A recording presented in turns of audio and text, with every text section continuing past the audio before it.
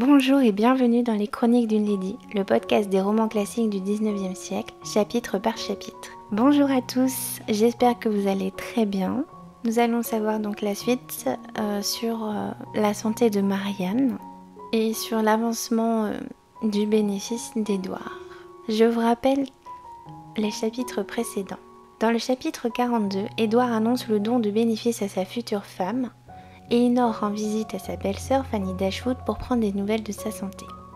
Dans le chapitre 43, au commencement d'avril, les demoiselles Dashwood et Madame Jennings partent pour Cleveland et rejoignent Madame Palmer dans sa maison. Marianne retrouve l'air de la campagne et espère retrouver la santé.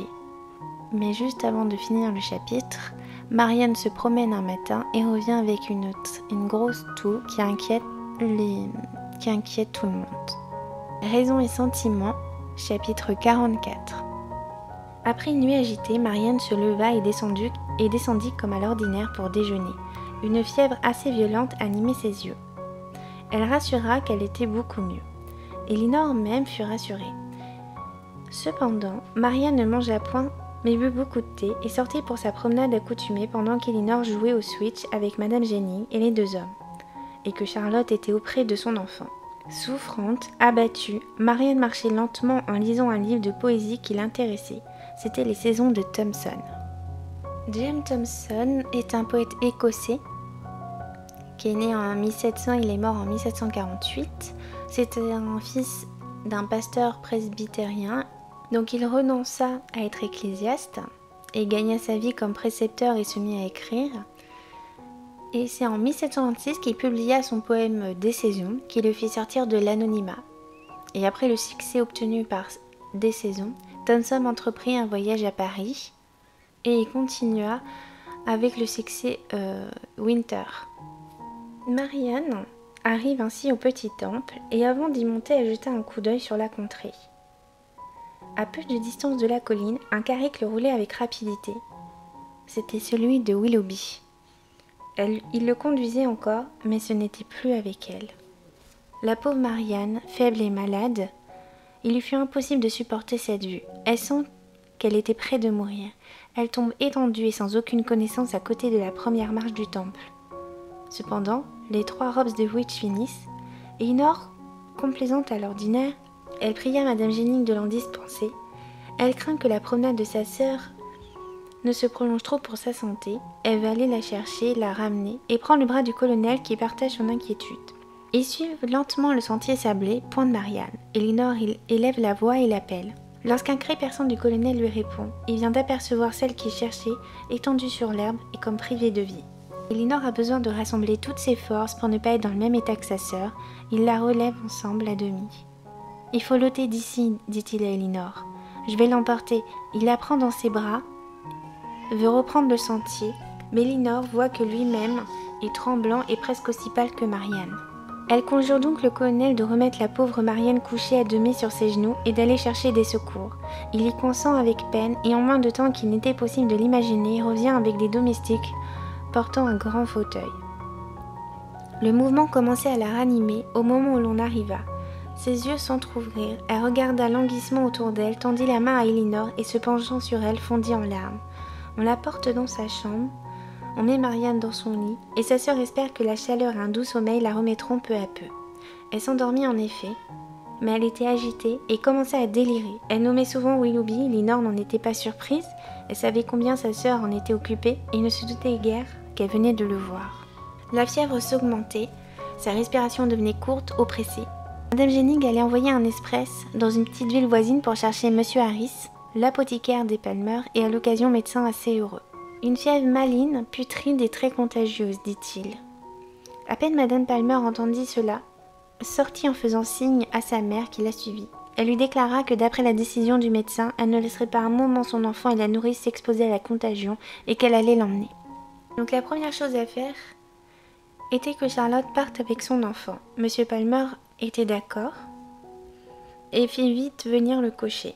Une demi-heure après l'arrivée de Monsieur Harris, la mère, l'enfant et la nourrice étaient à l'abri de la contagion. Ils se rendaient chez une tante de Monsieur Palmer qui demeurait quelques miles en deçà de Bath. Charlotte aurait bien voulu aussi emmener son mari et sa mère. Le premier lui promit de la rejoindre dans un jour ou deux, mais Madame Jennings avait une bonté de cœur qui redoubla l'amitié et la reconnaissance d'Elinor, déclara qu'elle ne quitterait pas Cleveland aussi longtemps que Marianne y serait malade et qu'elle était décidée à remplacer auprès d'elle la mère à qui elle l'avait ôtée. On voit vraiment que Madame Jennings prend son rôle très à cœur et qu'elle est vraiment très bonne avec les demoiselles d'Ashwood. Marianne se sentait elle-même assez souffrante. Elle ne pouvait plus dire comme le premier jour « je serai mieux demain », ni espérer se rétablir avant bien des jours et peut-être des semaines. Elle devait partir pour rejoindre Barton. Leur départ était fixé donc au lendemain. Madame Jennings, voyant l'impatience de Marianne, leur avait offert sa voiture jusqu'à Barton, où elle comptait arriver au plus tard le surlendemain de bonne heure.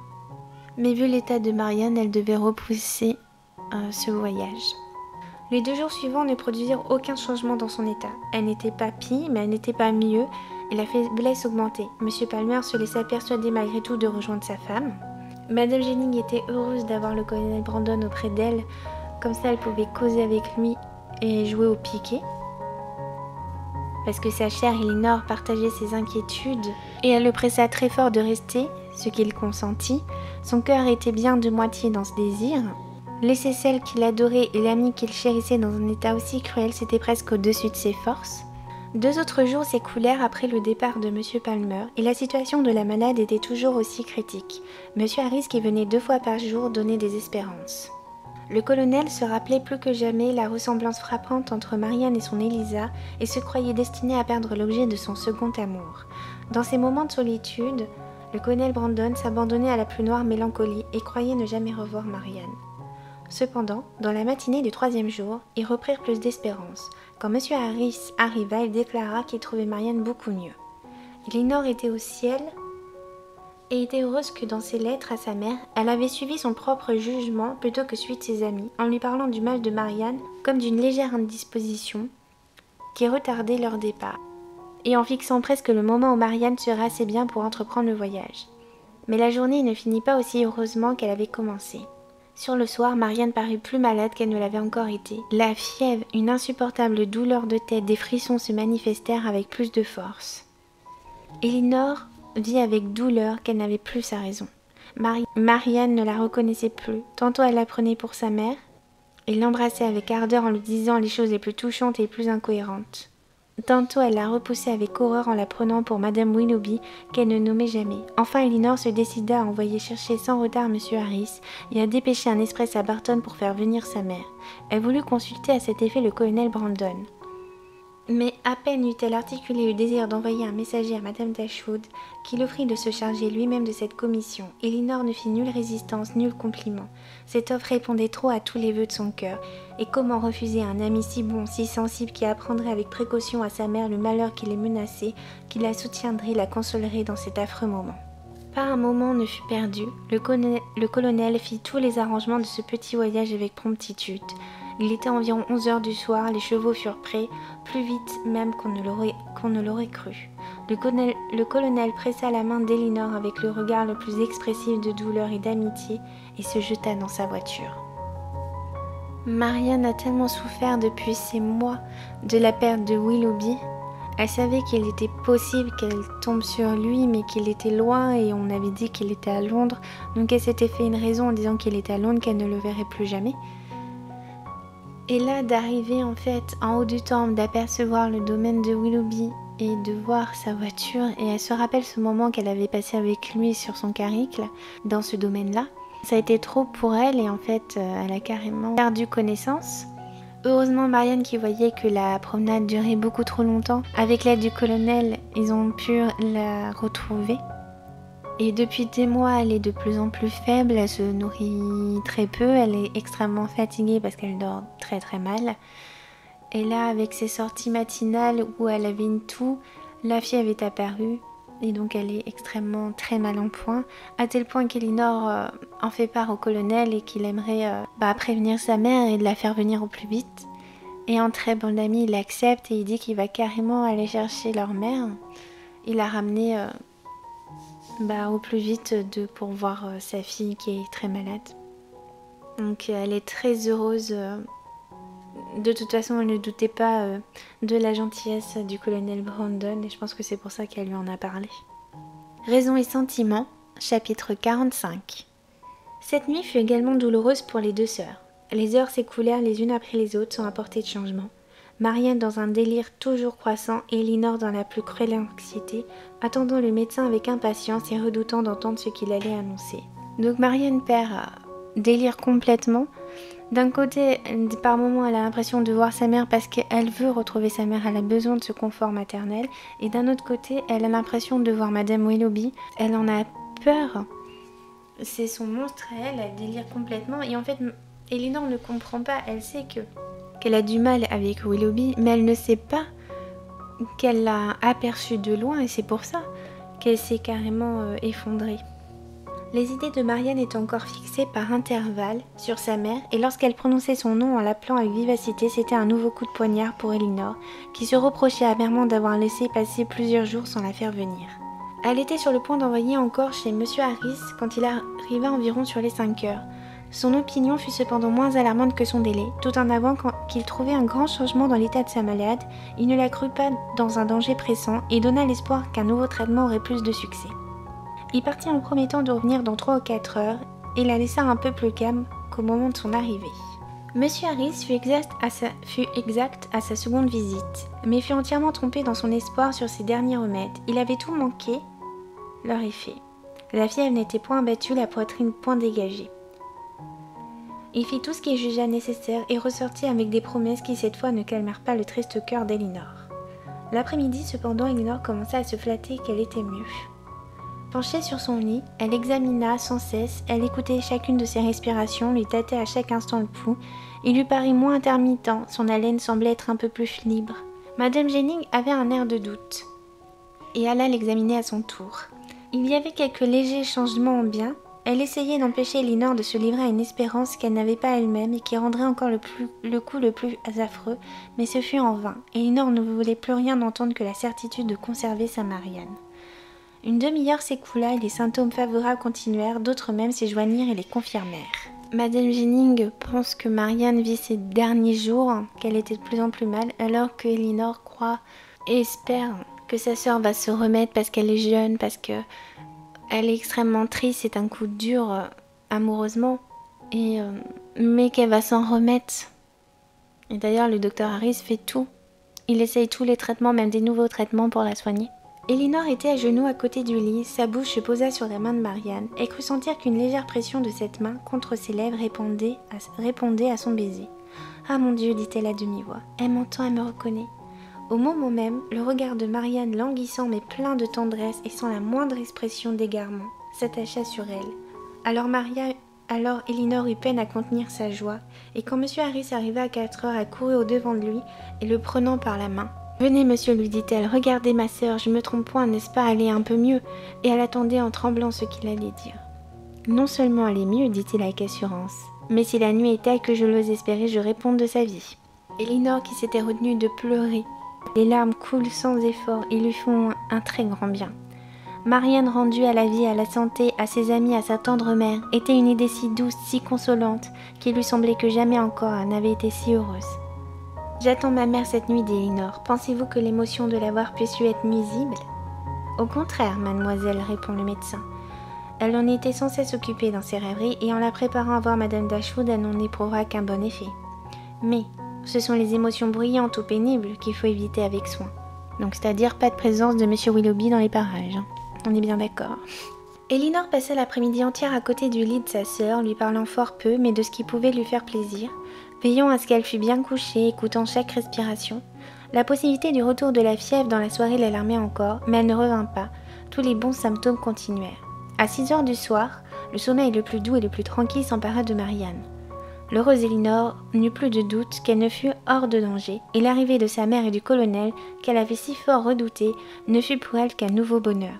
Elle comptait les heures et les minutes jusqu'au moment où elle pourrait leur dire « Elle nous est rendue » et les tirer de l'horrible incertitude avec laquelle ils voyageaient.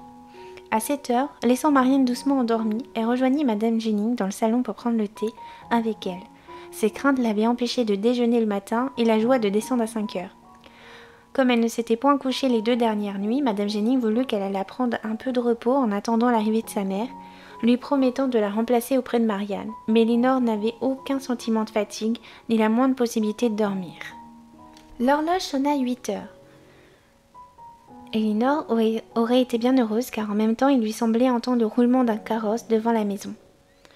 Mais c'était une erreur. Il était presque impossible qu'ils fussent déjà là. Ils étaient prévus pour 11 heures du soir. Mais il n'y avait pas de temps à perdre en réflexion. Et disant à Betty de ne pas quitter sa sœur, elle descendit promptement. Elle entendait aller et venir dans le vestibule en ouvrait les portes. Elle en conclut qu'ils étaient déjà entrés dans la maison, aussi émus qu'on peut l'être quand on va revoir une mère chérie. Après une longue absence et dans une telle circonstance, elle entre au salon pour se jeter dans ses bras et se trouve en présence de Willoughby. Alors, pourquoi en présence de Willoughby? Qu'est-ce qu'il vient faire là? Il vient de se marier avec Mademoiselle Grey. Il était à côté, alors est-ce qu'il a vu Marianne en haut de son temple, en haut de sa colline? Et puis même s'il l'a vu, pourquoi est-il venu ici? Ou est-ce qu'il a appris que Marianne était gravement malade? Peut-être par Madame Palmer qui en aurait parlé à tout le monde? Surtout qu'on ne sait pas du tout, personne ne sait les causes en fait de la maladie de Marianne. Enfin, on sait qu'elle était triste à cause du mariage de Willoughby. Mais personne ne sait qu'en fait elle l'a aperçu de loin. En tout cas, on est très heureux que Marianne va beaucoup mieux, qu'avec tous ces nouveaux traitements, le docteur Harris a réussi à la soigner. Et on comprend tout à fait qu'Elinor a hâte de retrouver sa mère, surtout dans ces circonstances, et de retrouver également le colonel Brandon. Donc elle se jette à corps perdu dans l'entrée pour trouver qui? Monsieur Willoughby. Mais qu'est-ce qu'il vient faire là? Et comme dit le médecin, voir sa mère c'est une très bonne chose. Faut qu'elle fasse des... Voilà, il faut qu'elle trouve des choses qui la rassurent, qui laissent dans sa joie. Par contre, toutes les émotions bruyantes et pénibles, il faut les éviter avec soin. Donc, Willoughby n'a rien à faire ici. Donc, je ne sais pas comment Elinor va l'accueillir, mais je pense qu'elle va lui dire de dégager. Qu'il n'a pas intérêt à rendre visite à Marianne, il en est hors de question. Surtout qu'elle vient de se remettre enfin de sa maladie après au moins 5 jours, je crois. Donc il n'est pas question qu'il rende visite à Marianne, surtout que c'est à cause de lui. Et qu'est-ce qu'il a à lui dire? Hâte de savoir dans les prochains épisodes, donc je ne sais pas ce que vous en pensez. Qu'est-ce que vous pensez que Willoughby va lui dire? Et qu'est-ce qu'il fait là en fait? Je vous remercie de m'avoir écouté, je vous dis à très vite pour un prochain épisode, qui je pense va être très mouvementé avec la venue de Willoughby, alors qu'on ne l'attendait pas du tout. On pensait que c'était... fini, clôturé, qu'on n'allait plus en entendre parler. Je vous souhaite une très belle semaine et je vous dis à très vite.